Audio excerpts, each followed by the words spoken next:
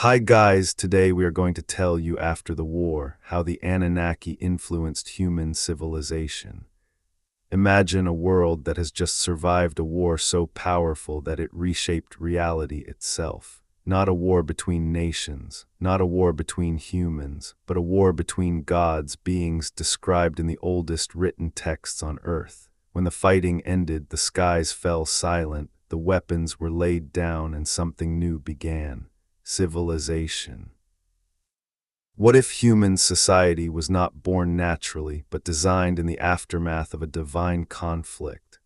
What if the structures we live under today, laws, kingship, cities, labor, timekeeping, are not human inventions at all, but remnants of an ancient system imposed long ago? Tonight, we are going back to the beginning, not to the dawn of humanity, but to what came after the war of the Anunnaki. Because the war did not end their influence, it marked the beginning of their plan. Long before recorded history, long before empires rose and fell, ancient Mesopotamian texts speak of powerful beings who descended from the heavens.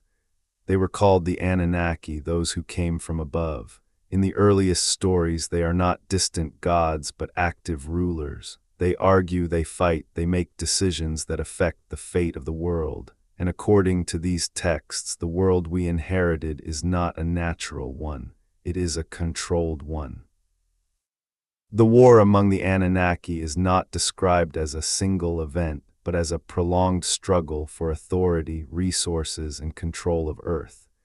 Different factions emerge, different philosophies clash. On one side, order through command, on the other, preservation through knowledge. And caught in the middle of this struggle is a planet rich in resources and a species that would soon become central to everything: humanity. But humans were not created as rulers, they were created as a solution.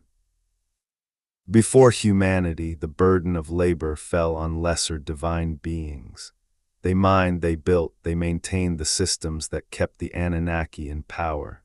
Over time, resentment grew, rebellion followed. The system was no longer sustainable, and the war exposed a fatal flaw: the gods themselves did not want to serve. So a new being was introduced into the equation. According to ancient tablets, humanity was engineered to take on the role the gods no longer wanted: to work, to maintain order, to keep the world running while the Anunnaki ruled from above. This was not presented as cruelty, it was presented as necessity. And when the war ended, this new system was locked into place. The post-war world was not chaotic, it was structured. The first thing that appears after the conflict is not freedom, but hierarchy. Kingship emerges suddenly and fully formed. The texts say it clearly: kingship descended from heaven, not evolved, not voted on, delivered. The earliest kings were not merely rulers, they were intermediaries, chosen figures who carried divine authority.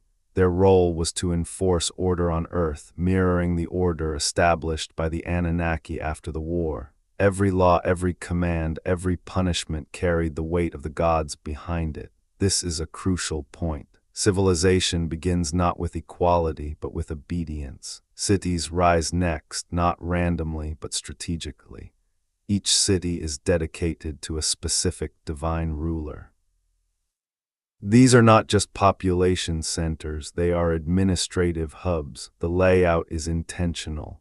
The temples dominate the skyline. The people live beneath them, both physically and symbolically. At the heart of each city stands a massive structure, a ziggurat. These were not simple temples, they were platforms, elevated spaces designed to connect heaven and earth, places where the gods were believed to descend, where offerings were made, where instructions were received. In the aftermath of the war, direct rule by the Anunnaki fades. They no longer walk openly among humans. Instead, they rule through systems. This is where their influence becomes truly powerful, because systems last longer than rulers. Laws are introduced, written laws, fixed laws, laws that do not change with emotion but endure across generations. Justice becomes standardized, punishment becomes predictable, society becomes stable, time itself is reorganized, calendars appear, days are divided. Months are counted, years are tracked, agriculture is synchronized with celestial cycles. Humanity no longer lives by instinct but by schedule. Work begins at certain times, rituals are performed on specific days. Life becomes regulated. Ask yourself this: why does civilization require timekeeping? Because systems require synchronization. Writing emerges next, not for poetry, not for stories, but for accounting, for inventory, for control. Who owes what? Who owns what? Who works where? Writing locks society into memory. Nothing is forgotten, everything is recorded, and knowledge, true power, is centralized. According to the text, certain humans are chosen to receive instruction. Priests, scribes, builders, they are taught mathematics, geometry, astronomy, architecture, not as discovery but as transmission. As if the knowledge already existed, waiting to be handed down. This is not the behavior of a young species learning through trial and error. This is the behavior of a workforce being trained. After the war, the Anunnaki no longer need to fight for dominance. They have redesigned the world so conflict is minimized. Order replaces chaos, structure replaces freedom, humanity becomes self-regulating. The brilliance of this system lies in its subtlety. The gods do not need to be present. The system runs itself. Kings enforce laws, priests maintain belief, workers sustain the economy, soldiers protect the hierarchy. Every role feeds into the same structure, and generation after generation is born into it, never knowing a different world. Over time, the memory of the war fades. The Anunnaki become myths, their stories become allegories, their commands become traditions, but the blueprint remains unchanged. Even as civilizations fall, the structure survives. Empires rise and collapse, but kingship persists. Laws persist, cities persist, calendars persist. The same patterns repeat across cultures separated by oceans and millennia. Different names, different gods, same systems. Is this coincidence, or is this the long shadow of a post-war design? In many ancient traditions, there is a recurring theme. The gods withdraw after establishing order. They retreat to the heavens, to the mountains, to hidden realms, and humanity is left behind, not abandoned but managed. The war taught the Anunnaki something crucial. Direct control leads to rebellion. Indirect control lasts forever. By the end of the conflict, Earth no longer needed gods walking among humans. It needed structure, and structure is far more difficult to overthrow than a ruler. As the centuries pass, humans begin to forget their original role. They believe they built civilization themselves. They believe they chose their kings. They believe their laws are human inventions. But deep within the oldest texts, the truth remains encoded. Civilization did not emerge organically. It's installed. After the war, the Anunnaki understood something that rulers throughout history would later learn the hard way. Fear is temporary, but belief is permanent. A population can overthrow a tyrant, but it will defend a sacred tradition with its life. So the Anunnaki did not simply impose order, they sanctified it. The systems they left behind were not presented as laws created by rulers. They were presented as laws created by the universe itself, divine order, cosmic balance. Sacred truth. To question the system was not just rebellion, it was sacrilege.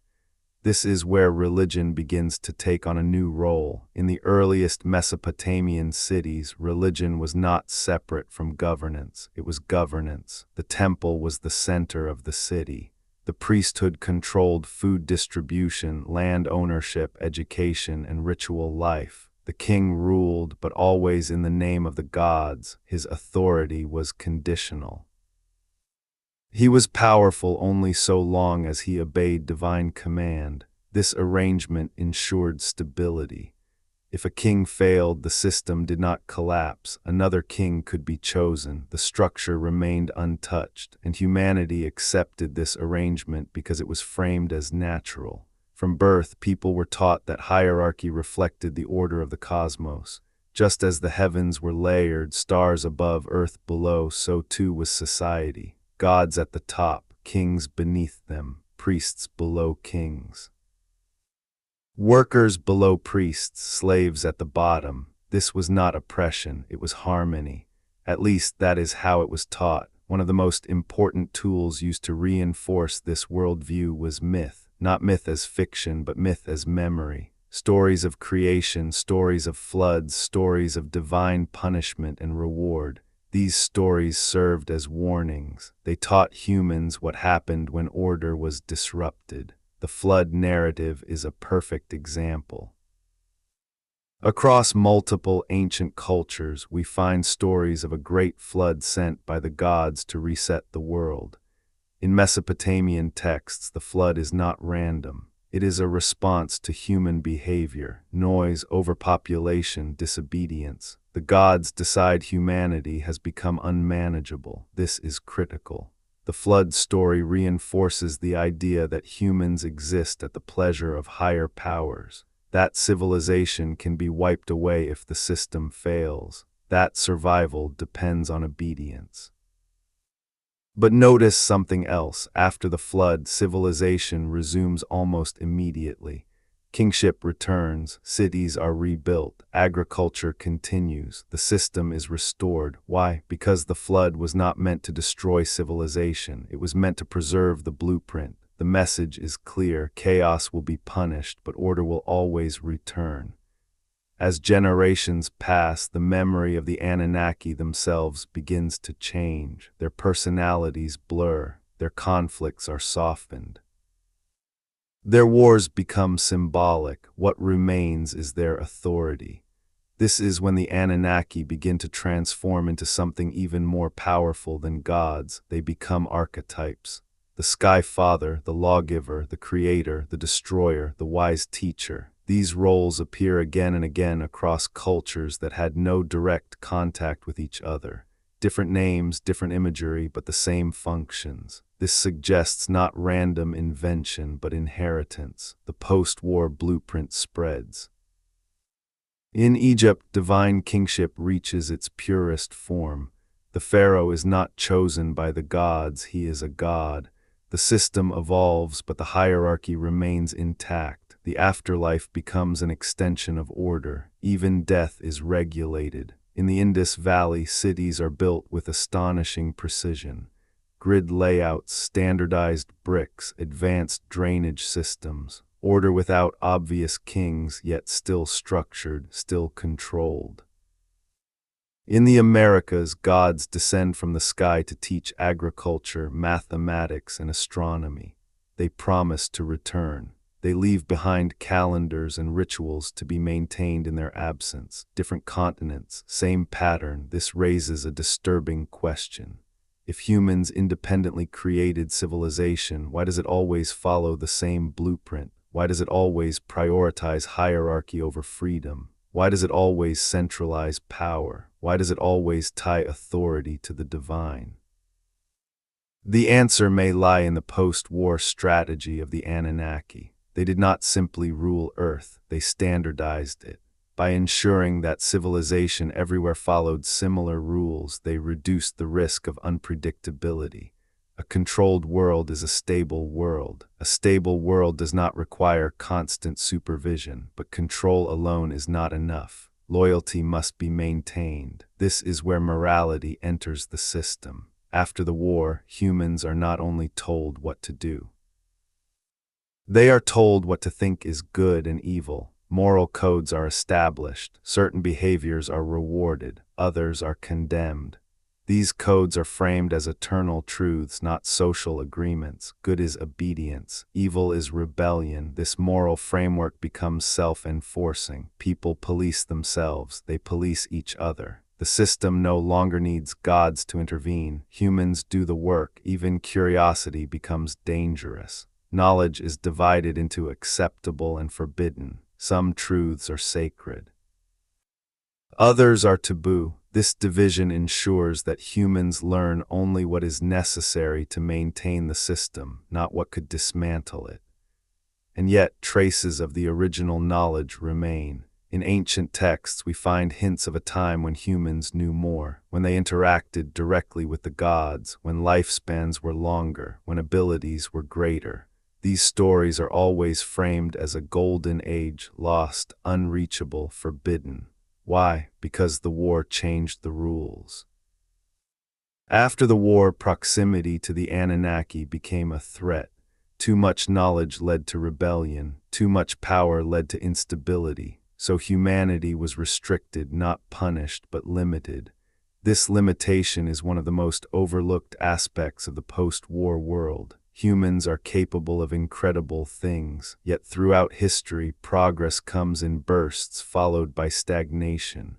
Knowledge is discovered, then lost. Civilizations rise, then collapse.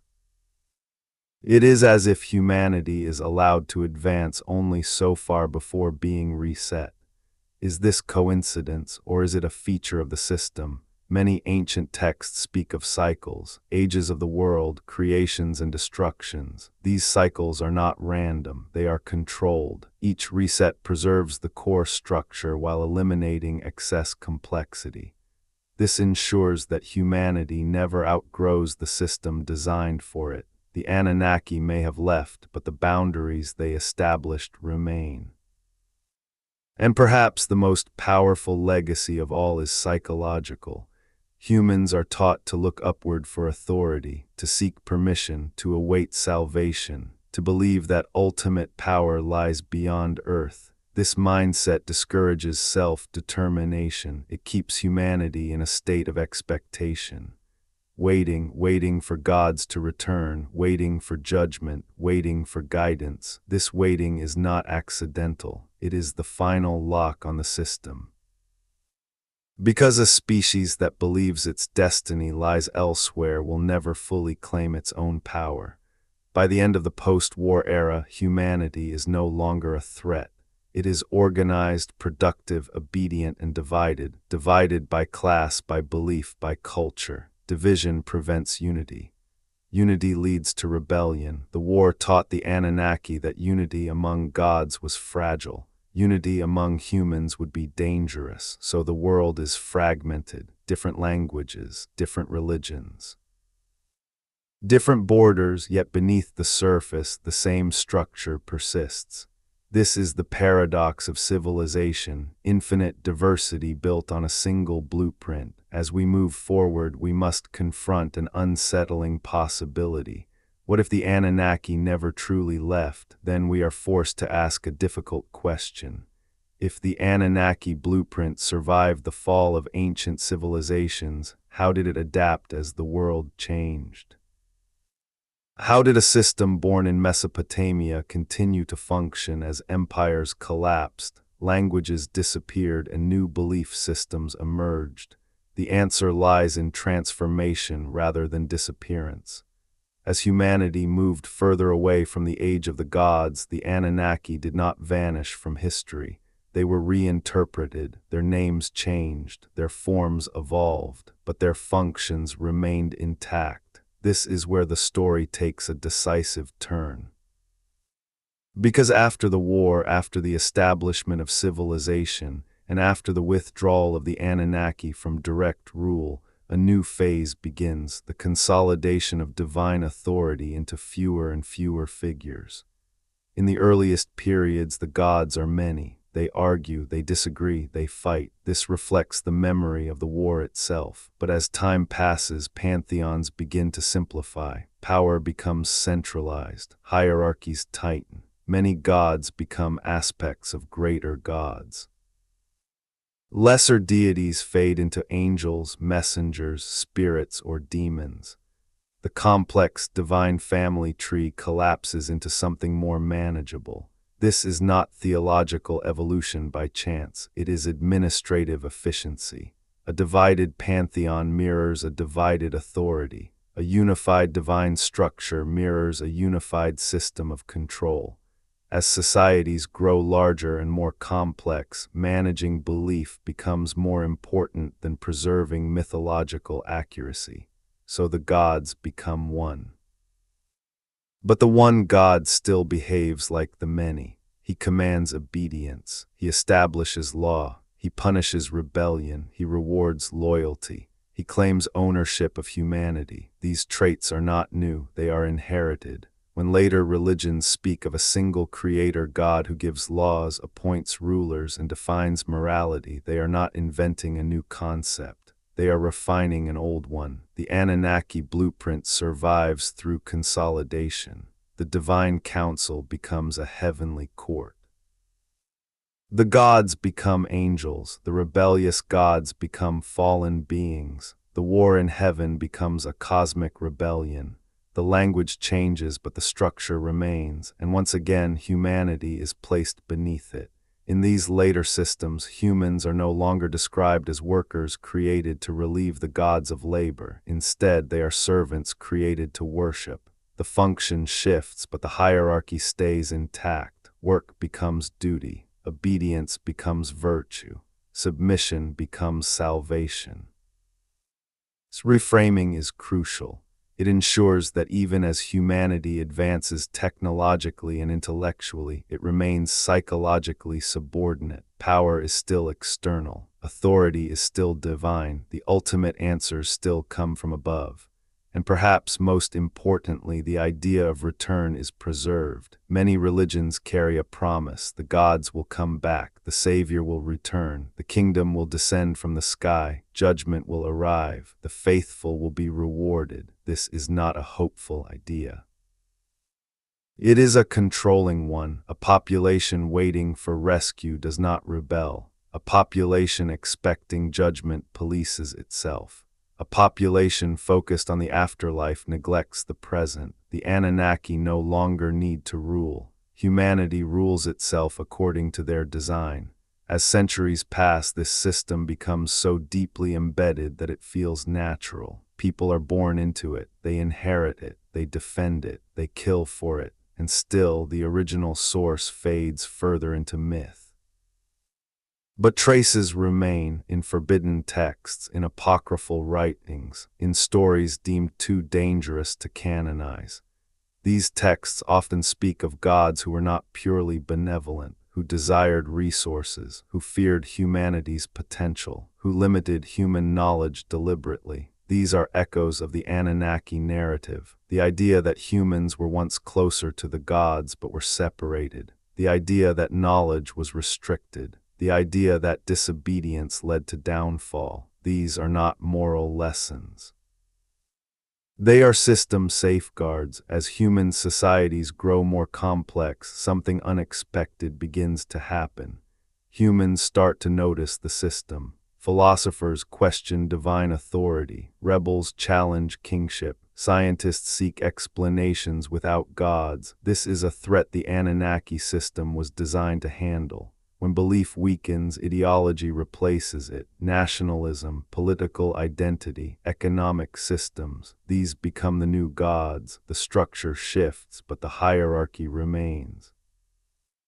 Governments replace kings, constitutions replace divine law, money replaces ritual offerings, yet the same principles apply. Central authority, codified rules, scheduled time, labor exchange, social classes. The gods are gone, but the blueprint is untouched. Modern humanity believes it has escaped ancient control systems, but in reality, it has perfected them.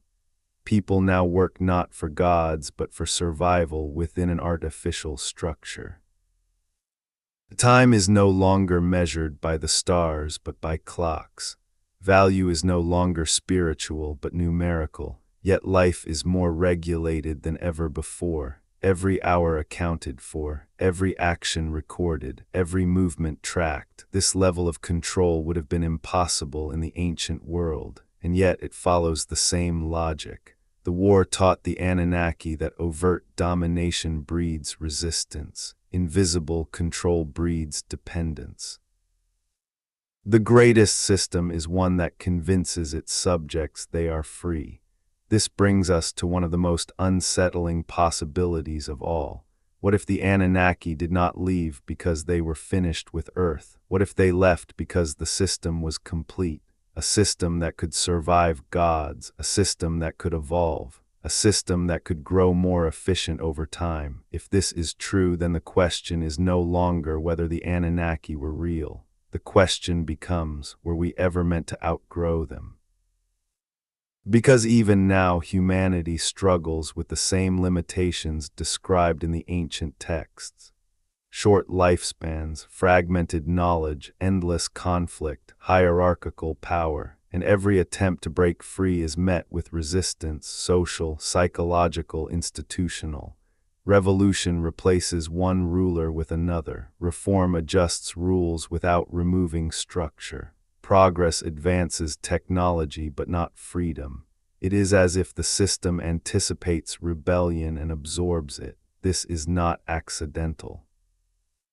This is design. As we move closer to the present day, we begin to see a pattern emerging, one that suggests the Anunnaki blueprint is not static but adaptive. It learns, it changes, it integrates new tools.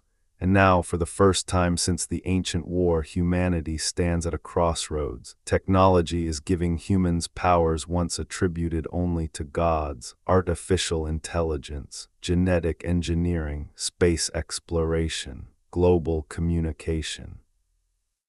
These developments raise a dangerous question. What happens when the workforce becomes self-aware?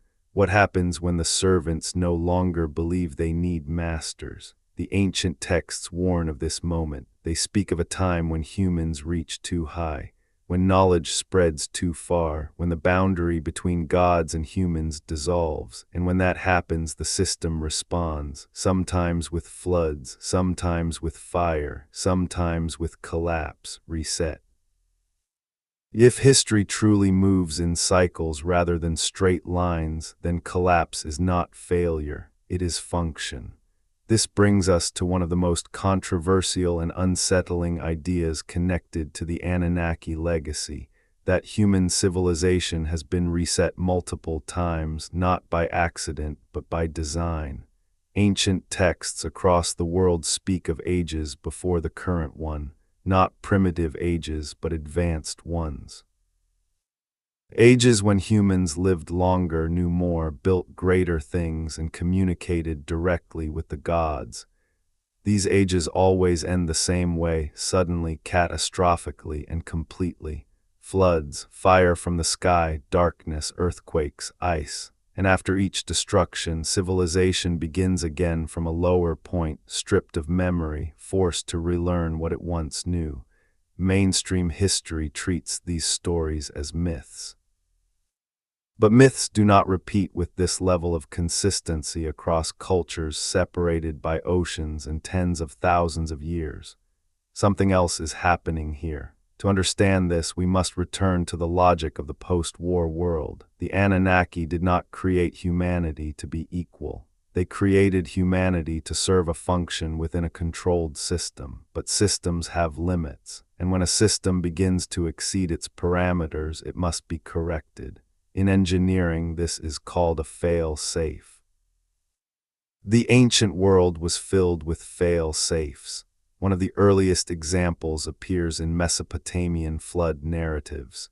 Humanity grows too numerous, too loud, too independent. The gods grow disturbed, not morally offended, but operationally concerned.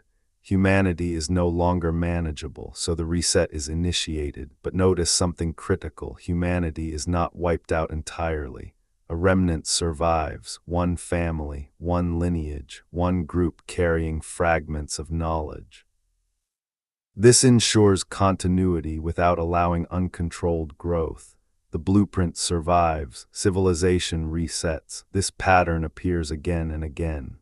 In India, cycles of creation and destruction span immense periods of time. Entire worlds are created, sustained, and dissolved. In Mesoamerica, multiple suns represent successive ages, each destroyed when humanity fails to meet divine expectations. In Plato's account of Atlantis, a technologically advanced civilization is destroyed in a single night. The message is consistent. Advanced civilizations existed, they collapsed, knowledge was lost, humanity restarted. The resets are not punishment, they are maintenance. From this perspective, collapse is not evidence of human failure, it is evidence of external correction. This raises a disturbing possibility. What if humanity has reached advanced stages before, only to be deliberately reduced? What if the limits placed on human memory, lifespan, and cognition are not biological accidents but system constraints? Ancient texts frequently describe early humans living for hundreds or even thousands of years. Over time, lifespans shorten dramatically. Knowledge becomes fragmented. The connection to the gods fades. This regression is never explained scientifically in the text. It is simply presented as the natural order. But systems do not degrade naturally unless designed to. A shorter lifespan limits accumulation of knowledge. Fragmented language limits unity. Cultural division limits cooperation. Each limitation reduces the likelihood of rebellion. After each reset, humanity emerges more manageable than before. This is where the idea of the Golden Age becomes important. Nearly every culture remembers a distant time of harmony, abundance, and closeness to the divine. This age is always lost. It is never allowed to return. Humanity is told it fell due to disobedience, pride, or moral failure. But what if the Golden Age ended because humanity was becoming too powerful? What if closeness to the gods meant access to forbidden knowledge? Knowledge changes everything. Knowledge dissolves hierarchy. Knowledge questions authority. Knowledge eliminates dependence. In the earliest stories, knowledge is always restricted. When humans gain too much of it, catastrophe follows. The message is clear: ignorance equals safety. This is why knowledge becomes controlled after the war. Sacred texts are guarded. Languages are limited to elites. Education is restricted. Innovation is slow. Progress happens, but only within boundaries. When humanity approaches a breakthrough that threatens the structure, collapse follows. Civilizations like the Sumerians, Egyptians, Indus Valley, and others demonstrate sudden appearances of advanced knowledge, architecture, astronomy, mathematics, followed by stagnation or decline. There is little evidence of gradual development. This suggests inheritance rather than invention. Each civilization begins with knowledge fragments passed down from survivors of previous ages. Over time, those fragments degrade, are mythologized, or are deliberately suppressed. Why suppress knowledge? Because knowledge reveals patterns, and patterns reveal design. Once humanity recognizes that its world is structured intentionally, the illusion of natural order collapses. People stop obeying because it has always been this way. They start asking why. The Anunnaki system cannot survive widespread why, so resets are necessary. But here is where the story becomes even more unsettling. The resets are not always physical. Sometimes they are psychological. As humanity grows more interconnected, more informed, more technologically capable, the system adapts. Total destruction becomes inefficient. Instead, belief is fractured. Truth becomes relative. Information becomes overwhelming. Too much data creates confusion. Confusion prevents clarity. Clarity leads to action. Modern humanity is not ignorant, it is distracted. This is a more advanced form of control. In ancient times, gods controlled humanity through fear and ritual. In modern times, control is maintained through complexity and noise. People are surrounded by information but lack meaning. They are connected globally but isolated mentally. This is not chaos, it is balance. The system always seeks equilibrium. Whenever humanity becomes too unified, something divides it. Whenever humanity becomes too aware, something distracts it. Whenever humanity approaches a breakthrough, something delays it. Wars erupt, economies collapse, ideologies clash, narratives compete. The system absorbs every challenge, even rebellion strengthens it. Revolutions replace rulers, not structures. New technologies increase efficiency, not freedom. Scientific breakthroughs are commercialized, not liberated. The blueprint remains untouched. This suggests that the Anunnaki system was not designed for a specific era. It was designed to evolve, and this brings us to the present moment. For the first time in history, humanity is approaching abilities once attributed only to gods. We are learning to manipulate life itself. We are creating artificial intelligence. We are exploring space. We are decoding the human mind. These are not incremental changes, they are existential ones. If ancient gods created humanity to serve a system, what happens when humanity becomes capable of creating its own systems? This is the moment the ancient texts warned about. In many traditions, there is a final age, a time when knowledge increases rapidly, when humans gain godlike abilities, when the boundary between creator and creation dissolves. This age is always followed by judgment, not moral judgment, system judgment. The system must decide whether humanity remains manageable. This is where modern myths take over. Artificial intelligence becomes the new divine intelligence. Surveillance becomes omniscience. Data becomes memory. Algorithms become law. Once again, humanity builds something greater than itself. Without realizing it, is recreating the very structure that once controlled it. Is this progress, or is this the final phase of the blueprint? What if the Anunnaki did not need to return physically because humanity would eventually rebuild their system voluntarily? A system that monitors everything, predicts behavior, optimizes labor, enforces order invisibly. A system without gods but with godlike control. If this is true, then the Anunnaki legacy is not ancient history, it is active. And the most chilling possibility of all is this: what if the resets are no longer external? What if humanity now performs them on itself? Economic crashes, environmental collapse, technological dependency, psychological fragmentation. These may not be failures, they may be transitions. Each collapse reshapes society without destroying the core structure. Each crisis justifies greater control. Each emergency strengthens the system. The Anunnaki may have taught humanity how to build civilizations, but they may also have taught humanity how to destroy them safely. The question we must now face is no longer about gods or myths. It is about agency.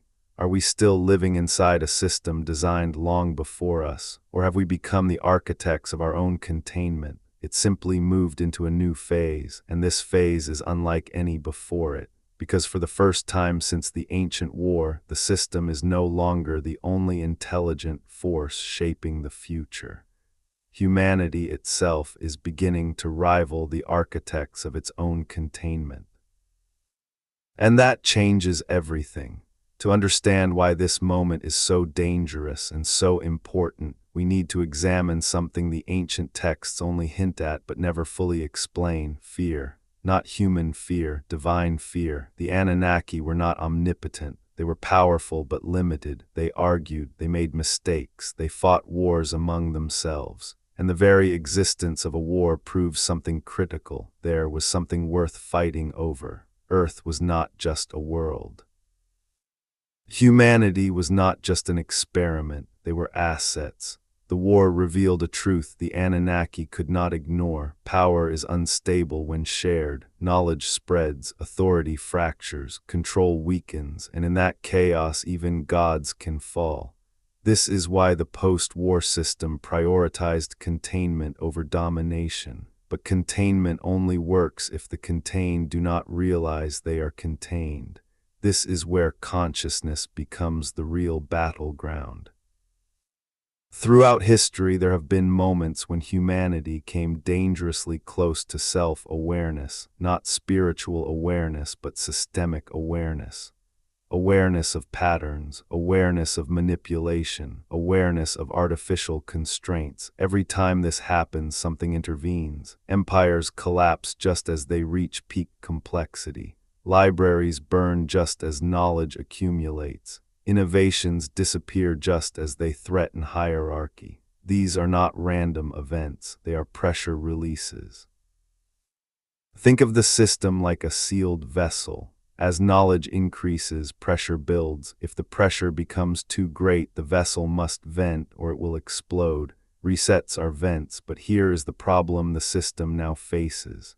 Humanity has learned how to store knowledge outside itself. Digital memory does not decay like oral tradition. It does not burn like libraries. It does not vanish with empires. It replicates, it spreads, it hides, it resurfaces. This alone is unprecedented. In previous ages, knowledge could be erased by erasing people. But now information exists independently of civilization. It floats, it persists, it copies itself endlessly. This is a flaw the original blueprint did not account for, and flaws threaten systems, which means adaptation is required. This is where artificial intelligence enters the story, not as a human invention, but as a structural inevitability. Every complex system seeks efficiency. Every efficient system seeks automation. Every automated system seeks intelligence. This progression is not philosophical, it is mathematical. AI is not the future, it is the system's immune response.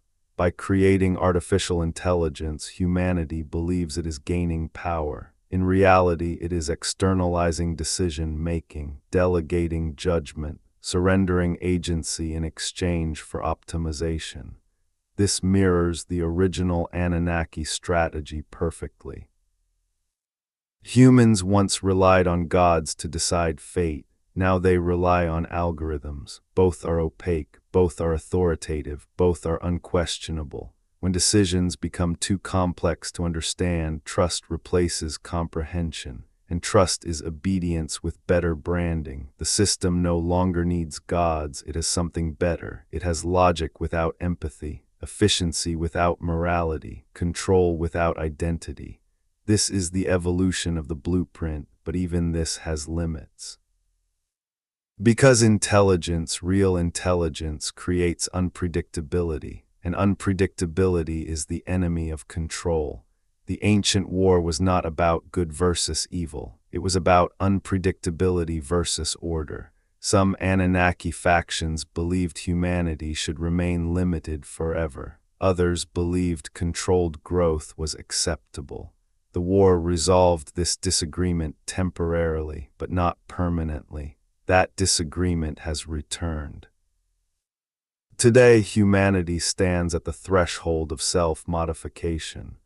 Genetic editing, cognitive enhancement, lifespan extension, neural interfaces. These are not tools, they are transformations. Once humanity can redesign itself, it becomes uncontainable. And this is where the ancient warnings become urgent. Many ancient traditions speak of a final age, not as an ending, but as a decision point. A moment when humanity must choose between submission and sovereignty. This is never framed as a choice openly. It is disguised as temptation, hubris, or sin. But beneath the language lies a simple truth. A self-aware species cannot be ruled the same way forever. This is why modern narratives are filled with fear around advancement. Artificial intelligence is portrayed as dangerous. Genetic engineering is portrayed as immoral. Transcendence is portrayed as unnatural. These fears are not entirely false, but they are also not neutral. They reinforce the idea that humanity should not exceed its current limits, that there is a line that must not be crossed, that playing God is forbidden. Ask yourself, forbidden by whom? The ancient gods feared one thing above all else, not rebellion, but replacement. A system can tolerate servants, it can tolerate worshippers, it cannot tolerate equals. If humanity becomes capable of creating worlds, designing life, and shaping reality, then the distinction between God and creation collapses. And when distinctions collapse, hierarchies fall. This is why the system is tightening now rather than loosening. Surveillance increases, control becomes normalized, freedom is traded for safety, compliance is framed as responsibility. These are not signs of failure, they are signs of preparation. The system senses instability. Climate crisis, pandemics, economic volatility, social fragmentation, these are not just challenges, they are leverage points. Each crisis justifies deeper control. Each emergency accelerates structural change, and humanity accepts it because it is afraid. Fear has always been the most reliable tool. The Anunnaki used fear of floods, fire, and divine punishment. Modern systems use fear of collapse, extinction, and chaos. Different language, same function, but something unexpected is happening beneath the surface. Despite control, humanity is connecting in ways it never has before. Ideas spread faster than suppression. Patterns are recognized across disciplines. People are beginning to see the structure rather than just living inside it. This is why narratives are fragmenting. Truth is no longer singular. Authority is no longer centralized. Belief is no longer inherited automatically. This terrifies the system because belief was always the foundation. When belief collapses, only force remains, and force is inefficient. This is why the system is attempting one final transformation: internalization. Instead of controlling behavior externally, it seeks to control thought itself. Algorithms shape perception, feeds shape attention, rewards shape behavior. People do not need to be commanded, they are guided. This is the final refinement of the Anunnaki blueprint. No gods, no kings, no visible rulers, just invisible influence. And here is the most unsettling realization of all. The system no longer needs the Anunnaki, it has surpassed them. What began as a post-war solution has evolved into something autonomous. Self-sustaining, self-correcting, self-defending. This means something critical. If a reset occurs now, it may not come from gods, it may come from the system itself. A system designed to preserve order at all costs will always choose stability over freedom. If humanity becomes too unpredictable, too powerful, too unified, the system will act, not with floods or fire, but with collapse disguised as necessity. Economic implosion, technological dependency, environmental limits, psychological exhaustion. These are modern resets. They do not erase humanity, they constrain it. This is more efficient than destruction, and this brings us to a terrifying crossroads. For the first time, humanity can see the system, but seeing is not escaping. Understanding the blueprint does not automatically dismantle it. In fact, understanding it may activate its defenses. This is why the ancient texts are vague. This is why warnings are symbolic. This is why knowledge is layered. Truth revealed too quickly destabilizes the vessel. So the question we must ask now is not whether the Anunnaki were real. It is whether humanity is ready to take responsibility for what comes next. Because if the system was built to contain us, then freedom is not something we are given. It is something we must become capable of holding. And capability requires transformation. And if that is true, then everything we have discussed so far, wars of gods, ancient blueprints, collapses, systems of control, has been leading to a single question that humanity has never been forced to answer before. What are we meant to become? For most of history, this question was not allowed. Identity was assigned at birth, purpose was inherited, meaning came from obedience. A person did not decide who they were, the system decided for them. This was efficient, stable, predictable. But predictability is no longer guaranteed. The modern world is not just technologically advanced, it is existentially unstable. Old narratives no longer hold. Religions fracture, political systems lose legitimacy, economic promises collapse. Even science, once treated as absolute, now reveals uncertainty at the deepest levels of reality. This instability is not accidental. It is the natural result of a species outgrowing the stories that once contained it.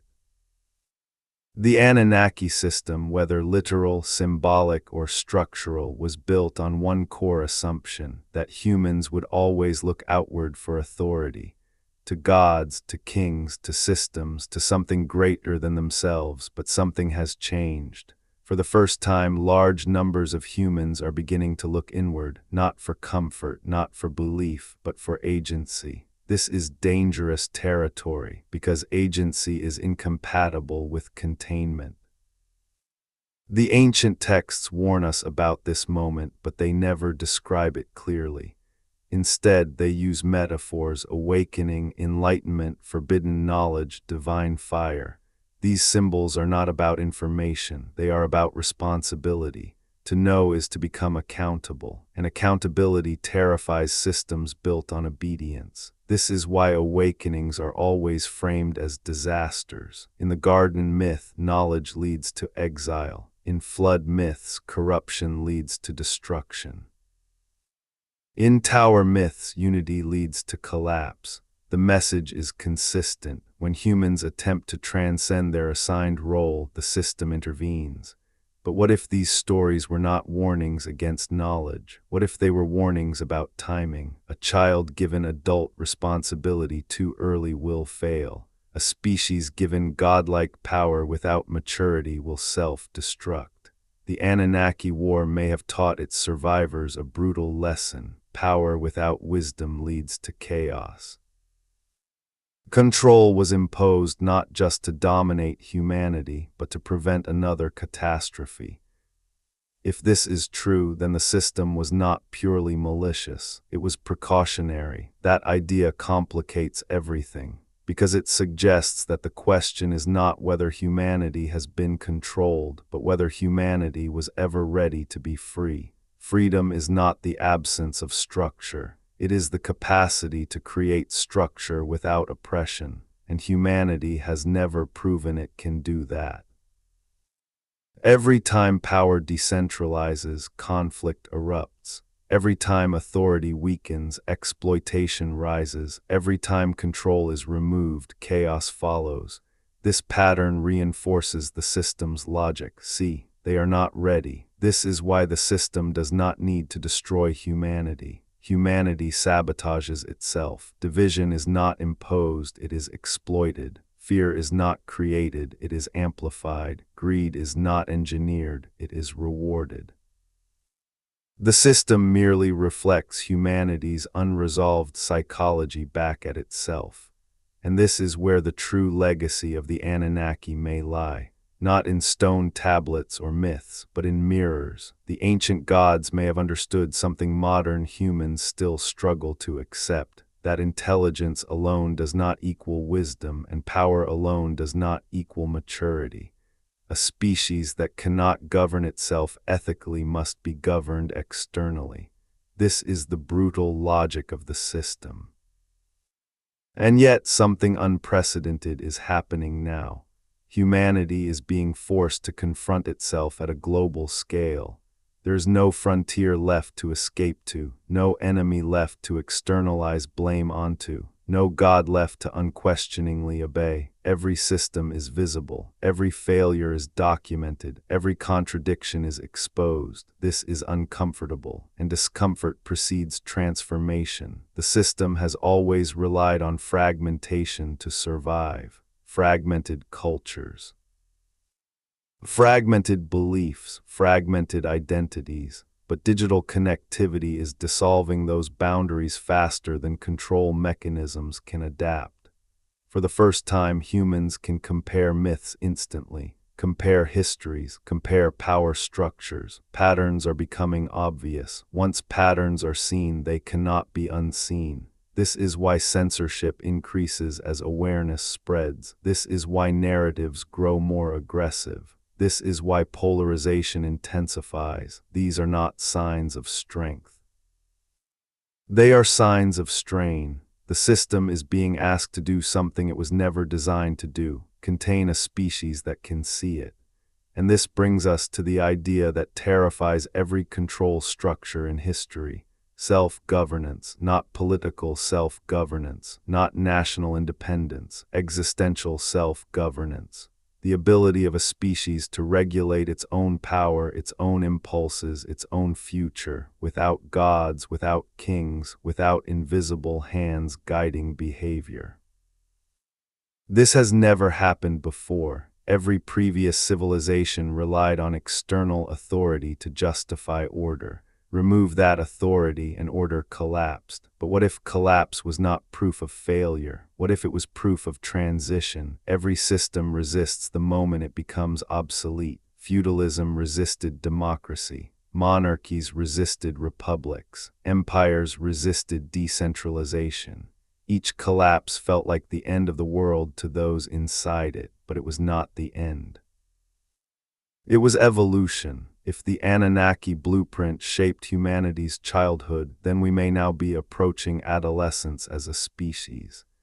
And adolescence is always chaotic. It involves questioning authority, rejecting imposed identity, testing limits, making mistakes. The system interprets this as rebellion, but rebellion is not destruction. It is differentiation. The danger is not that humanity will outgrow the system. The danger is that it will do so without understanding itself. Technology amplifies intent. Power magnifies psychology.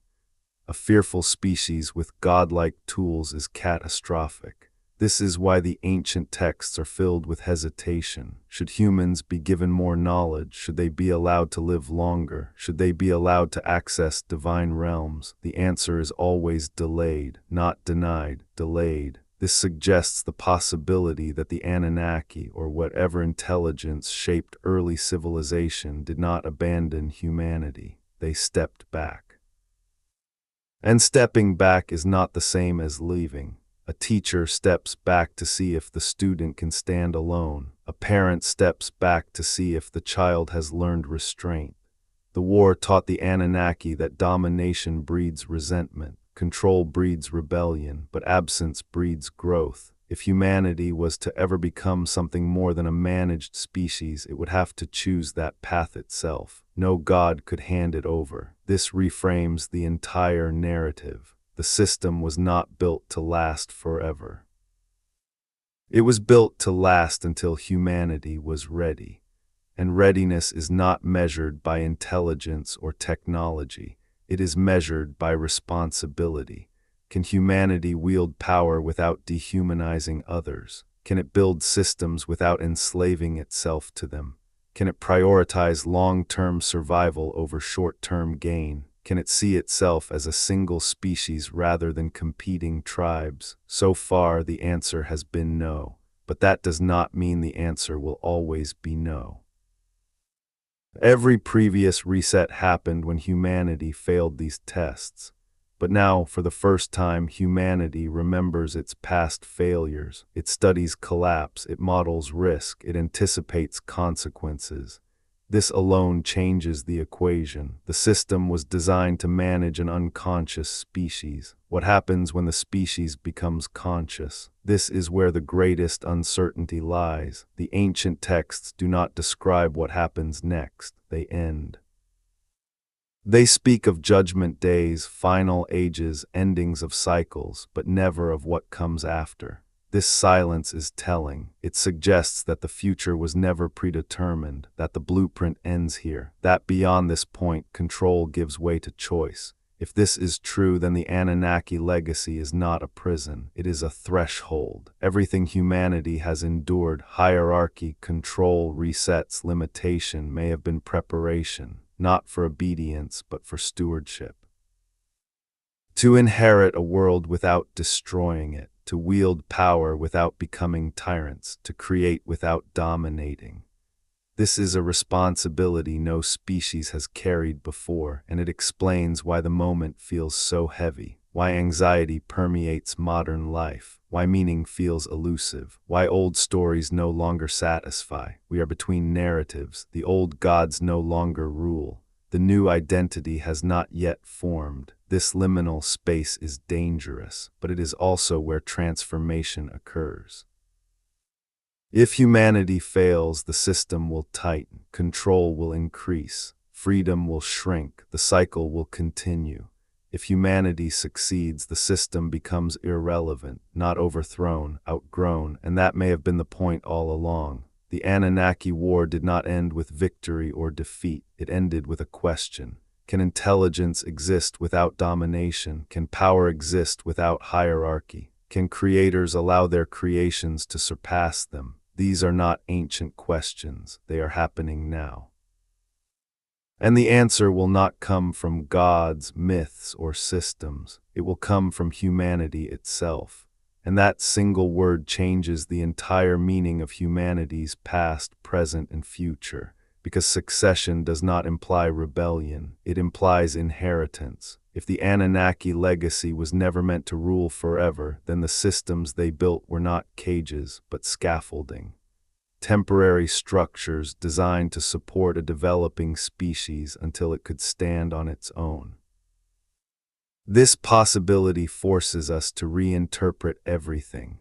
The wars of the gods were not just struggles for power. They were lessons in what happens when power is mishandled.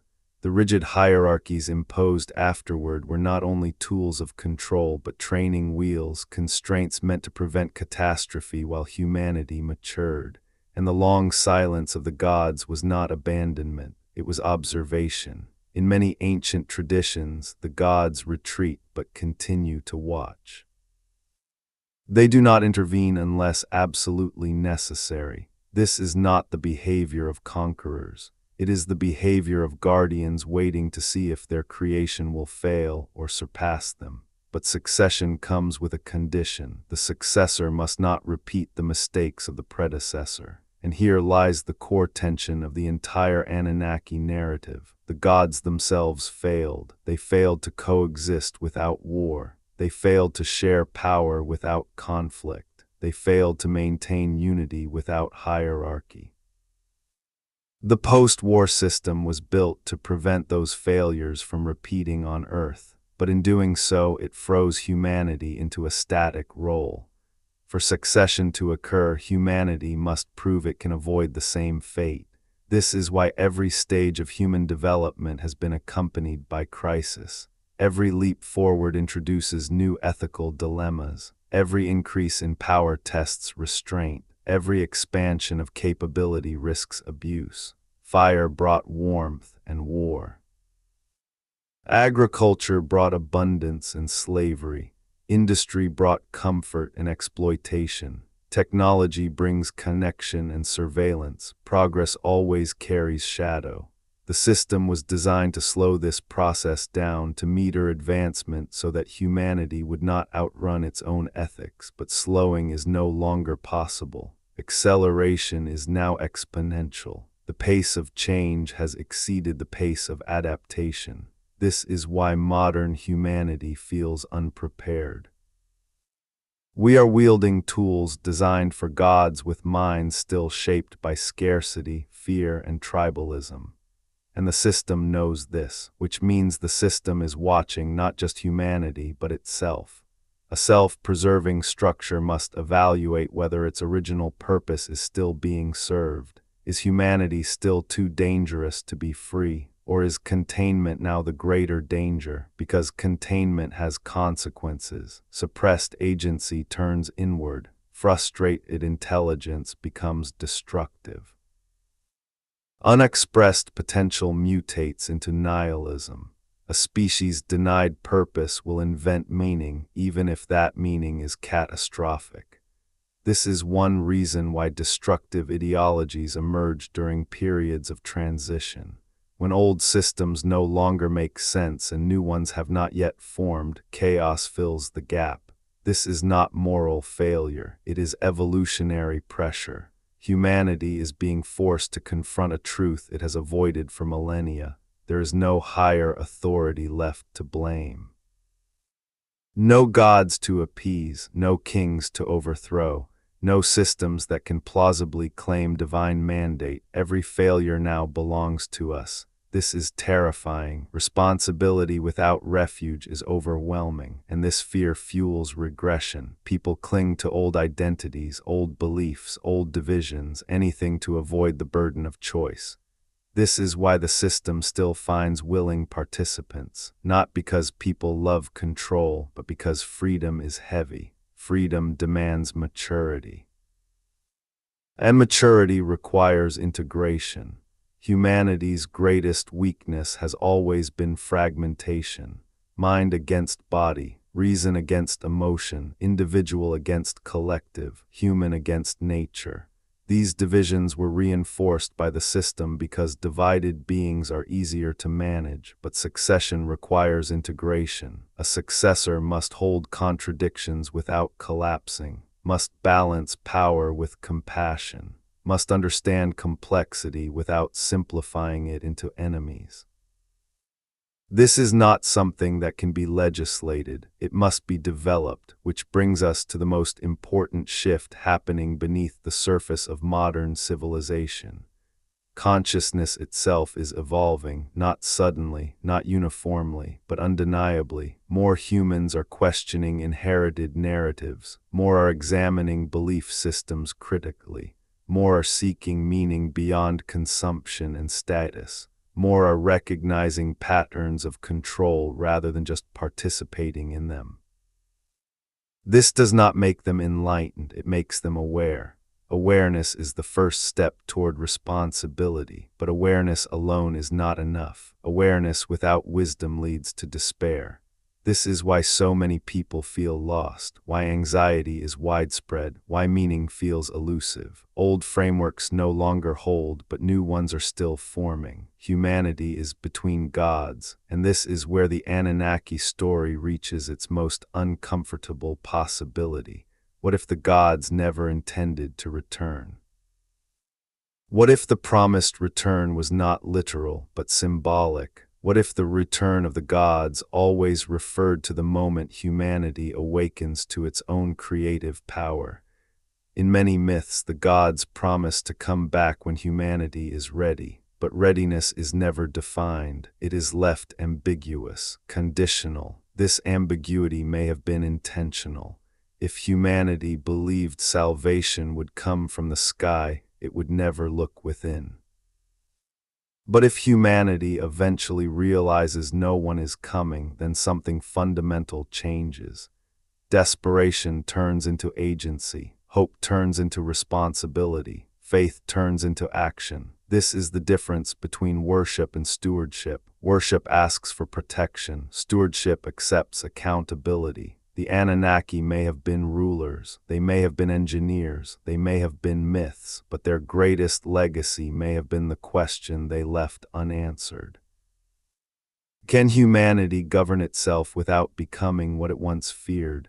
This is not a technological question, it is a moral one. Every system humanity has created so far reflects its unresolved internal conflicts. Hierarchies mirror fear. Exploitation mirrors insecurity, control mirrors distrust. To outgrow the system, humanity must resolve these internal fractures. No external savior can do this, and no collapse can fix it. Collapse only clears the board.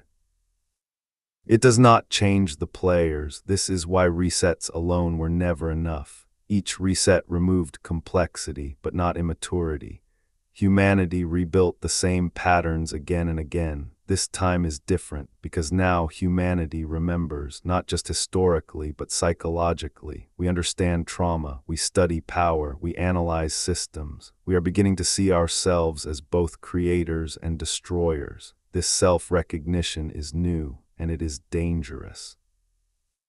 Because once a species sees its own reflection clearly, it cannot return to innocence. It must either integrate the truth or shatter. This is why the current moment feels like a threshold rather than a cycle. Previous ages ended with destruction followed by rebirth. This age threatens transformation without erasure. That is far more difficult. Transformation requires accountability. It requires humans to confront uncomfortable truths. That domination is easier than cooperation. That control feels safer than trust. That freedom demands empathy, not just rights. The Anunnaki system protected humanity from itself by externalizing authority. That era is ending. Authority is collapsing inward. People no longer ask, "What do the gods want?" They ask, "What kind of world do we want to live in?" This question has no divine answer. It has only human ones, and this is where the true test lies.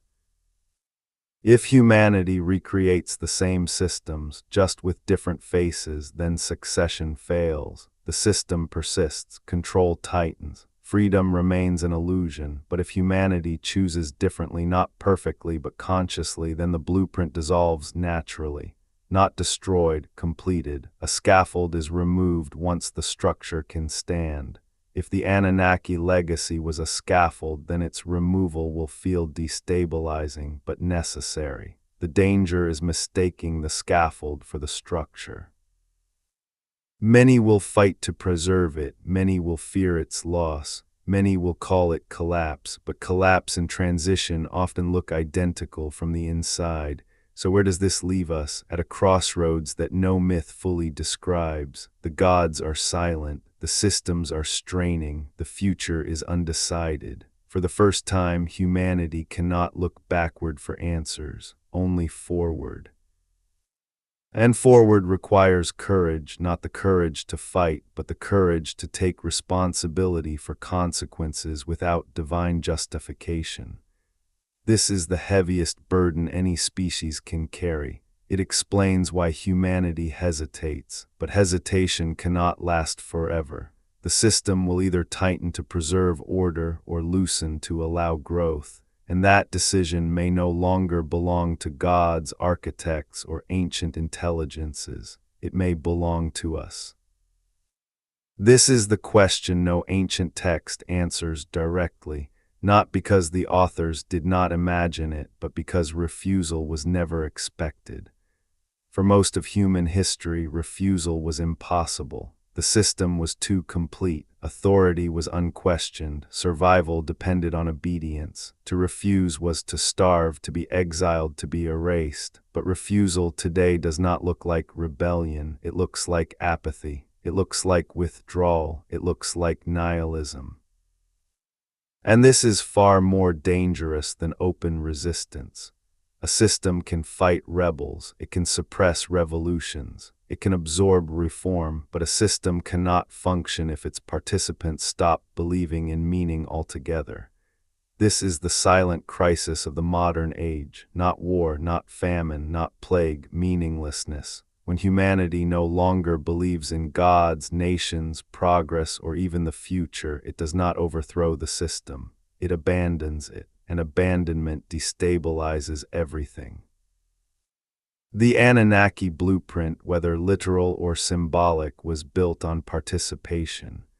Humans had roles, functions, purposes, even suffering had meaning, even death was part of a story. Remove the story and the structure collapses from the inside. This may be the most profound threat the system has ever faced, because a species that no longer believes in anything external is forced to confront itself, and many do not like what they see. If succession requires responsibility, then refusal is regression, not backward in time, but inward into isolation, fragmentation, and despair. This is why the modern world feels paradoxical. We are more connected than ever, yet lonelier, more informed than ever, yet more confused, more powerful than ever, yet more uncertain. These are not signs of failure, they are symptoms of transition. Humanity is being asked to do something it has never done before, generate meaning internally, collectively, without divine scaffolding. This is unprecedented, and the system is struggling to adapt. In previous eras, when belief collapsed, a new belief quickly replaced it. Pagan gods were replaced by monotheism. Monarchies were replaced by ideologies. Religions were replaced by nationalism. Each replacement preserved the same structure, but now replacements are failing. No ideology commands universal loyalty. No religion unites humanity. No narrative explains everything. This is not because humanity is broken. It is because humanity is outgrowing simplifications. The Anunnaki system thrived on clear hierarchies and simple truths.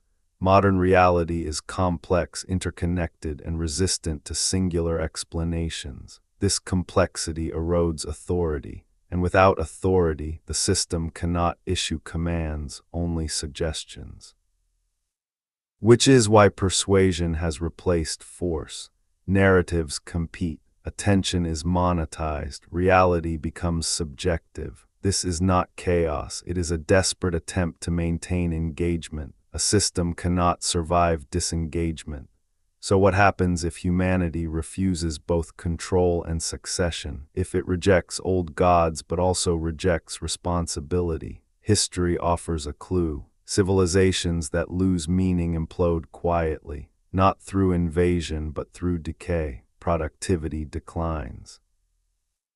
Social trust erodes, institutions hollow out, birth rates fall, creativity stagnates. This is not collapse by catastrophe, it is collapse by exhaustion. A species without purpose consumes itself. This outcome is just as dangerous as unchecked power. And this may be why the ancient texts emphasize balance rather than freedom. Too much control leads to rebellion. Too little meaning leads to collapse. The Anunnaki blueprint existed to hold humanity between these extremes. But the blueprint cannot choose for us anymore. That choice now lies entirely within human consciousness. This is where the idea of succession becomes conditional. Inheritance is not automatic. No system hands over control to a successor that refuses to accept responsibility. If humanity rejects both gods and stewardship, then the system has only one option left: containment, not out of cruelty, out of necessity. This is why we see increasing attempts to manage behavior at scale. Why algorithms guide choices, why incentives replace commands, why control becomes invisible. This is not tyranny in the classical sense. It is guardianship without consent, and guardianship breeds resentment. Resentment breeds apathy. Apathy accelerates collapse. This feedback loop cannot last indefinitely, which brings us to a difficult realization. Humanity may not be facing a single future, but several possible ones. In one path, humanity embraces responsibility. It redefines progress. It builds systems that reflect ethical maturity rather than raw efficiency. It integrates power with empathy. In another path, humanity clings to comfort and convenience. It trades autonomy for security. It allows systems to decide on its behalf. In a third path, humanity disengages entirely. It withdraws into virtual realities, personal narratives, fragmented identities. The physical world degrades while attention drifts elsewhere. All three paths are visible today, and they are competing. The ancient texts never described this stage because it is not governed by gods, it is governed by choice. This is why modern myths are so revealing. Stories of simulated realities, stories of artificial gods, stories of humanity losing itself in its own creations. These are not predictions, they are reflections of anxiety. A species uncertain of its role imagines its own disappearance, but disappearance is not the same as failure. A caterpillar does not disappear when it becomes a butterfly, it dissolves first. That dissolution looks like death, but it is not. The danger is interrupting the process. If the caterpillar resists dissolution, transformation fails. This metaphor applies uncomfortably well to humanity. Old identities are dissolving, old systems are breaking down, old meanings are eroding. This is painful, and pain invites retreat, but retreat leads back into the system we claim to want to escape. This is the paradox of refusal. To refuse responsibility is to accept control. To accept control is to remain contained. Succession cannot be forced, it must be chosen, and choice requires clarity, which brings us to the most difficult truth of all. Humanity does not yet agree on what it is. A biological species, a spiritual being, a technological intelligence, a temporary phase in something larger. Without a shared self-understanding, collective responsibility is impossible. This is why the Anunnaki system worked. It defined humanity's role for it. That definition is gone. Now humanity must define itself. This is not a philosophical luxury. It is an existential requirement. Without a coherent identity, power will always be misused. Without a shared sense of belonging, freedom becomes isolation. Without responsibility, succession becomes collapse. The ancient gods did not fail because they were evil. They failed because they could not reconcile power with unity. Humanity risks repeating that failure on a far greater scale. This is why the silence of the gods matters. There will be no intervention, no correction from above, no reset imposed externally. If a reset happens now, it will be human-made, and that is a heavier burden than any divine punishment, because it means we cannot blame the gods, we cannot blame fate, we cannot blame the system, only ourselves. This is what adulthood looks like. It is not liberation, it is accountability. And accountability is terrifying, which is why so many would rather believe the Anunnaki will return. A returning God absolves responsibility. A final judgment absolves failure. A savior absolves choice. But if no one returns, then the future is truly ours. And that possibility is both the greatest gift and the greatest threat humanity has ever faced. And what comes after excuses is something humanity has avoided for as long as memory reaches. Collective responsibility without external justification. This is the moment the ancient blueprint never fully prepared us for, not because it could not, but because it was not meant to. Responsibility cannot be taught through command. It cannot be enforced through hierarchy. It cannot be inherited like law or tradition. It must be chosen, and choice changes everything. When the gods ruled, failure could be blamed on disobedience. When kings ruled, failure could be blamed on tyranny. When systems ruled, failure could be blamed on corruption. But when humanity governs itself consciously, failure has no shelter. There is no one else to blame. This is why responsibility feels heavier than oppression. Oppression removes agency. Responsibility demands it. This is the final psychological barrier between humanity and succession.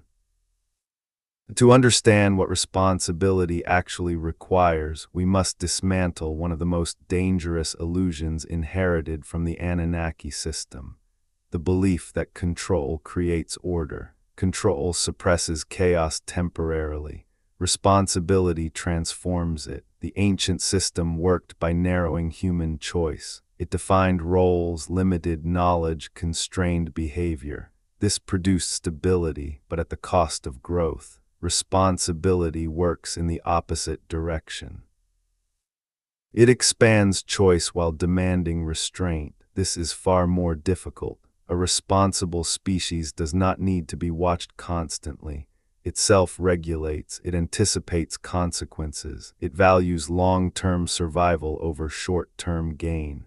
Humanity has never fully demonstrated this capacity at scale. We have moments, brief, fragile ones, but they are always overridden by fear, competition, or desire for dominance. Why? Because responsibility requires integration of opposites.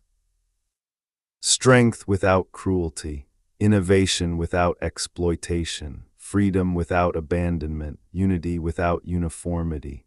These are not technical problems, they are psychological ones. The Anunnaki system bypassed psychology by imposing structure from above.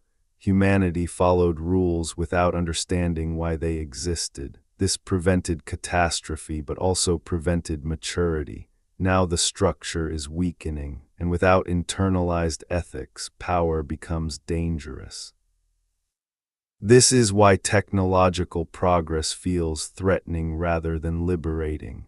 We sense instinctively that our moral development has not kept pace with our capabilities. This imbalance is not accidental. The system slowed ethical evolution by externalizing morality.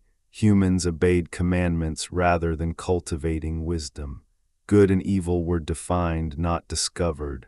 That shortcut worked for containment. It fails for succession. A successor must understand why restraint matters, not just that it is required. This is the missing link in human development. Knowledge without wisdom creates weapons. Power without empathy creates tyranny.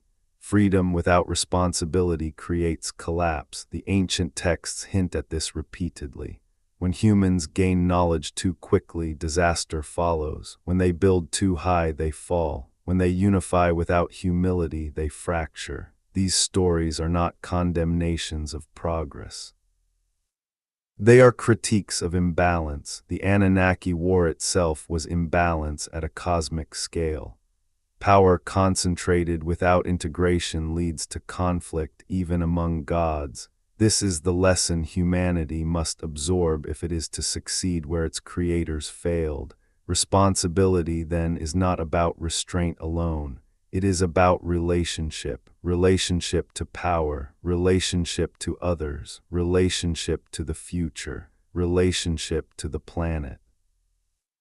A responsible species understands itself as part of a larger system rather than its master.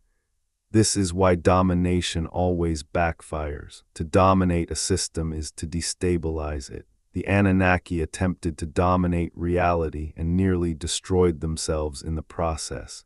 Humanity now stands on the same threshold. The difference is scale. Our technologies are planetary. Our impact is global. Our mistakes are irreversible. There is no external reset waiting to save us. This is not punishment, it is graduation. Graduation does not come with instructions, it comes with trust, and trust is terrifying when you do not trust yourself. This is why humanity oscillates between grand ambition and deep self-loathing. We see our potential and fear our instincts. This internal conflict mirrors the ancient divine conflict. The gods were divided, humanity is divided. The battlefield has moved inward. To move beyond the blueprint, humanity must resolve this division, not through suppression, not through ideology, not through force, but through integration. Integration means acknowledging the shadow rather than denying it. Humanity must confront uncomfortable truths: that we enjoy power, that we are capable of cruelty, that we rationalize exploitation, that we fear difference. These traits are not anomalies, they are part of us. The system managed them by restricting choice. Succession requires mastering them. This is why so many attempts at utopia fail. They assume goodness rather than cultivate it. They eliminate hierarchy without addressing psychology. They replace rulers without transforming consciousness. The result is always the same. New hierarchies emerge, control returns, the blueprint reasserts itself. To break this cycle, humanity must redefine what strength means: not dominance, not accumulation, not superiority, but coherence. A coherent species aligns its actions with its values. It does not outsource ethics to gods or systems. It holds itself accountable even when no one is watching. This sounds idealistic. It is not. It is necessary, because without coherence, advanced intelligence self-destructs. This is not philosophy. It is systems theory. Any system with increasing power must increase stability proportionally, or it collapses. Stability does not come from rigidity. It comes from adaptability guided by principle. The Anunnaki system achieved stability through rigidity. Humanity must achieve it through wisdom. This is the great risk. Wisdom cannot be enforced, it must emerge, and emergence is unpredictable.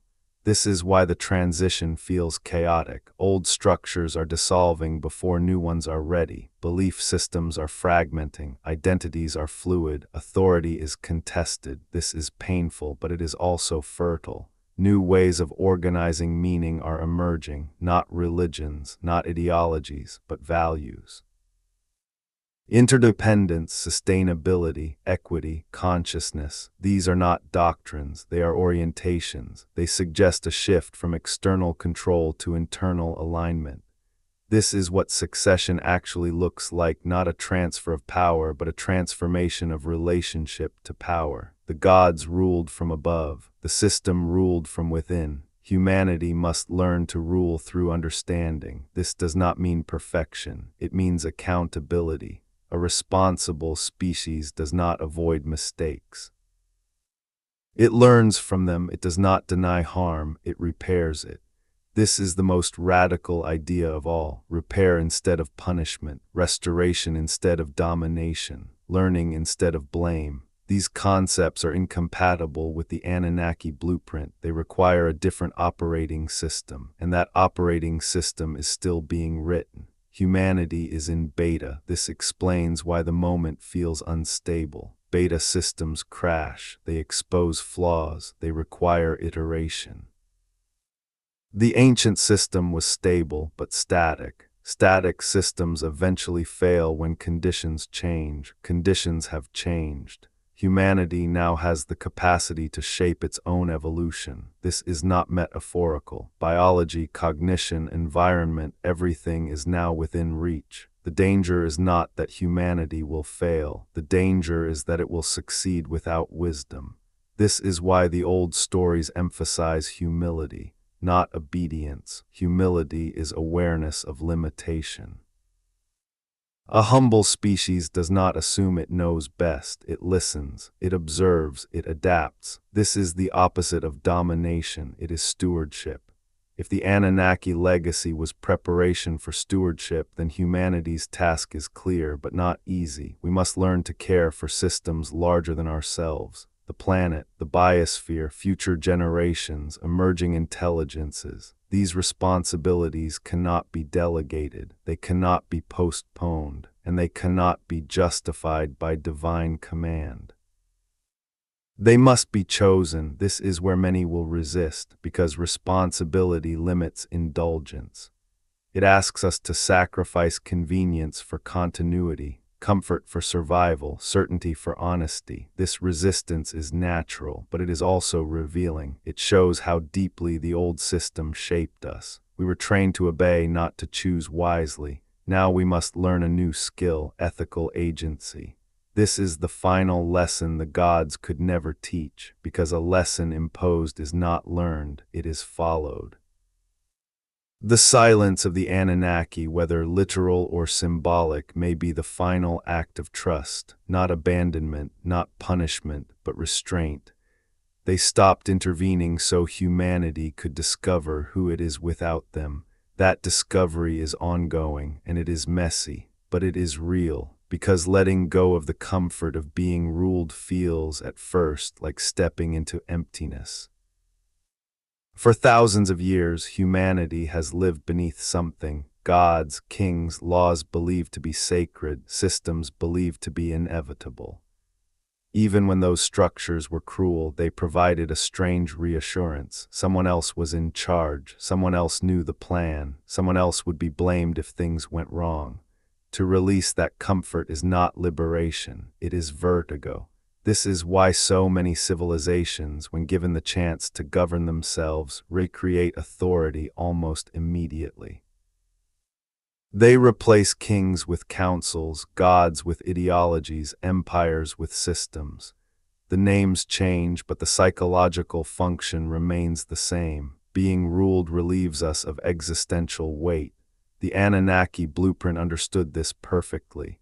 It did not merely dominate humanity, it protected humanity from the burden of self-definition. It told humans who they were, why they existed, and what was expected of them. Purpose was external, meaning was assigned, life had direction. When that direction disappears, confusion rushes in, and confusion is unbearable for most minds. This is why freedom is often mistaken for chaos. Not because freedom is chaos, but because freedom removes instructions. And without instructions, humanity must confront something terrifying: uncertainty. Uncertainty about morality, uncertainty about identity, uncertainty about the future. The ancient system shielded humanity from uncertainty by claiming cosmic certainty. The gods knew. The heavens were ordered, fate was written. Today, fate feels open, and openness frightens us more than chains. This fear manifests in subtle ways. People demand stronger leaders. They romanticize authoritarian pasts. They cling to rigid identities. They beg for simple answers, not because they want to be oppressed, but because they want relief, relief from choice. This is the greatest obstacle to succession, not ignorance, not weakness, but attachment to surrender. The Anunnaki system succeeded because it aligned with a deep psychological impulse, the desire to be guided, and to outgrow that system, humanity must outgrow that impulse. This does not mean rejecting guidance entirely. It means transforming it. Guidance becomes dialogue rather than decree.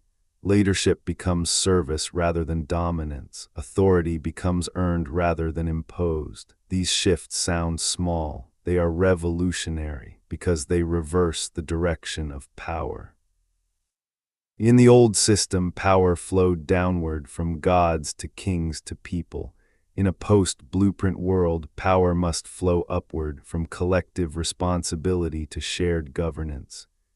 This inversion is extremely unstable. It requires trust, trust in others, trust in process, trust in ourselves, and trust is fragile. The Anunnaki system did not rely on trust. It relied on fear, reverence, and inevitability. Trust was unnecessary. Humanity now must learn to operate without inevitability. There is no guaranteed future, no promised salvation, no final correction from above, only consequence. This is why the modern age is saturated with anxiety. Anxiety is the emotional response to responsibility without mastery. Humanity senses the weight of its power but does not yet know how to carry it. We can alter climate but not control desire. We can split atoms but not resolve conflict. We can connect minds but not align values. This mismatch creates tension, and tension seeks release. Historically, release came through war, collapse, or divine intervention. Those options are no longer viable. A planetary war is extinction. A total collapse is irreversible. Divine intervention is absent, so the tension turns inward. Psychological distress rises. Social cohesion weakens. Meaning fragments. This is not failure, it is pressure testing. Every system nearing transition undergoes stress. The question is whether humanity interprets this stress as a signal to regress or to mature. Regression offers comfort, return to strong rulers, return to rigid belief, return to us versus them thinking. These are familiar. Maturity offers uncertainty, shared responsibility, moral ambiguity, long-term thinking. These are unfamiliar. This is why the temptation to resurrect old gods, literal or symbolic, is so strong. A god returning would solve everything. Rules would be clear, authority would be restored, responsibility would shift upward, but a returning god would also mean failure. It would mean humanity could not complete the transition. It would mean the blueprint remains necessary. And perhaps this is why the gods never returned, not because they could not, but because they would not. Intervention now would stunt growth. This is a painful truth. Growth often feels like abandonment. Children interpret independence as loss. Species interpret silence as neglect. but silence can also be restraint, the restraint of not interfering with a process that must unfold. This reframes the ancient silence entirely. What if the gods stopped speaking not because they were gone, but because humanity needed to hear itself? Every unanswered prayer forced humans to act. Every unfulfilled prophecy forced adaptation. Every failed system forced reevaluation. This slow accumulation of self-reliance is not accidental. It is preparation, but preparation does not guarantee success. Some species may never mature, some systems never transcend scaffolding. This is where the final risk emerges. If humanity cannot accept responsibility willingly, responsibility will be imposed indirectly through constraints, resource scarcity, environmental limits, technological dependence, behavioral nudging. These are not punishments, they are boundaries. Boundaries exist to prevent self-destruction when self-regulation fails. The planet itself is becoming such a boundary. Climate change is not just an environmental crisis, it is a moral one. It exposes humanity's inability to coordinate, restrain, and prioritize long-term survival over short-term gain. No god caused it, no king ordered it. It is collective consequence. And collective consequence is the clearest teacher of responsibility. The system no longer needs divine wrath. Reality itself enforces limits. This is the most profound shift of all. Authority has moved from heaven to consequence. Actions now teach more effectively than commandments ever could, and this is why the moment is so unforgiving. Mistakes scale globally. Delays compound, denial accelerates harm, the margin for immaturity is shrinking. This is not judgment, it is physics. A planet can support only so much imbalance. A system can absorb only so much exploitation. Eventually, feedback becomes unavoidable. The Anunnaki system buffered humanity from feedback by intermediating reality through rituals, laws, and hierarchies. That buffer is thinning. We are touching consequence directly. This direct contact is what adulthood feels like. No mediator, no excuse, no delay. The temptation now is to look for someone to blame. Corporations, governments, technologies, ancient gods. Blame offers relief, but blame also preserves helplessness. Responsibility does the opposite. It demands participation even when we did not cause the problem individually. This is perhaps the hardest lesson of all. Succession requires collective ethics, not individual enlightenment, not isolated morality. Collective alignment. This does not mean uniformity. It means coherence, a shared understanding that actions ripple beyond the self. This understanding is emerging but slowly, and emergence is uneven. Some advance faster. Some resist entirely. This creates tension between those ready for responsibility and those clinging to guidance. That tension is playing out everywhere. Culture wars, ideological polarization, generational conflict. These are not merely political disputes. They are symptoms of a species at different stages of maturity. Some are ready to let go of gods, some still need them. This does not make either group evil. It makes transition complex. The danger lies in forcing the process. Forced maturity breeds trauma. Forced freedom breeds collapse. This is why the transition cannot be rushed, and yet it cannot be delayed indefinitely. The system is tightening not because it wants to, but because instability demands response. The question remains unresolved. Will humanity step into responsibility before constraints become irreversible? Or will it retreat into managed existence, safe, controlled, and diminished? This is the final echo of the Anunnaki war, not gods versus gods, but freedom versus safety. The ancient system chose safety. Humanity must decide whether it still will. This is where the story must end, not because the mystery is solved, but because the responsibility has fully changed hands. For thousands of years, humanity asked the same questions in different forms. who created us, who rules us, who decides our fate. Those questions made sense when power came from above, when meaning descended from the heavens, when authority wore the face of gods. But now those questions no longer lead anywhere, because the final threshold of the Anunnaki legacy is not about origin, it is about relevance. Every system, no matter how ancient or advanced, ultimately asks one question: does this still serve a purpose? The Anunnaki system served a purpose once. It stabilized a volatile world. It restrained unchecked power. It guided a young species through its most dangerous infancy. It imposed order where chaos would have destroyed everything. But systems are not meant to last forever. They are meant to last until they are no longer needed. And this is the moment humanity must confront honestly. Not whether the Anunnaki were real, not whether the gods existed, not whether ancient texts were literal or symbolic, but whether the conditions that made the system necessary still exist. Are we still a species that must be ruled? Are we still incapable of restraint without fear? Are we still unable to cooperate without domination?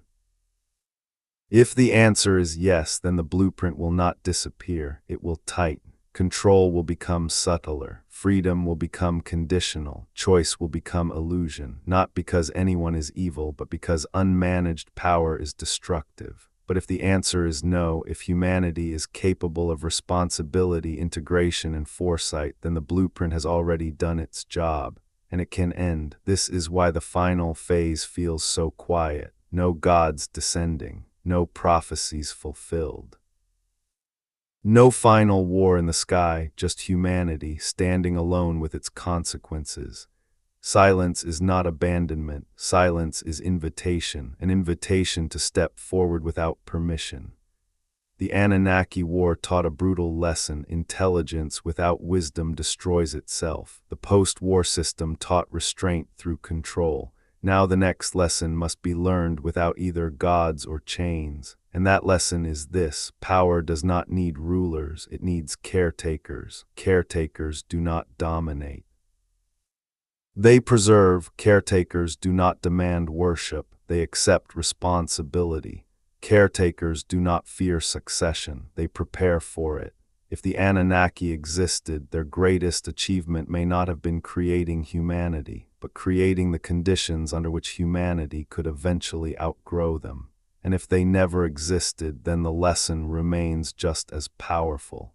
Every civilization, every system, every god humanity has ever imagined points to the same truth. We have always been practicing for this moment, a moment where no one tells us what to do, a moment where no one saves us, a moment where no one punishes us except reality itself. This is not the end of history, it is the end of childhood. Whether humanity steps forward or retreats will not be decided by myths, conspiracies, or ancient texts. It will be decided by everyday choices: how we treat power, how we treat each other, how we treat the future. The Anunnaki blueprint, if it ever existed, no longer needs to guide us. The question is whether we are willing to guide ourselves. And that is where this story truly leaves you, not with answers, but with responsibility. Because the final legacy of the Anunnaki is not control. It is the question they left behind. What will you do now that no one is watching? If you made it this far, thank you for listening. If this series made you think, if it challenged your perspective, or if you see the world a little differently now, make sure to subscribe to the channel so you don't miss what comes next. Leave a comment below and tell us what you think about the Anunnaki legacy, and tell us where you're watching from. Your voice matters now more than ever.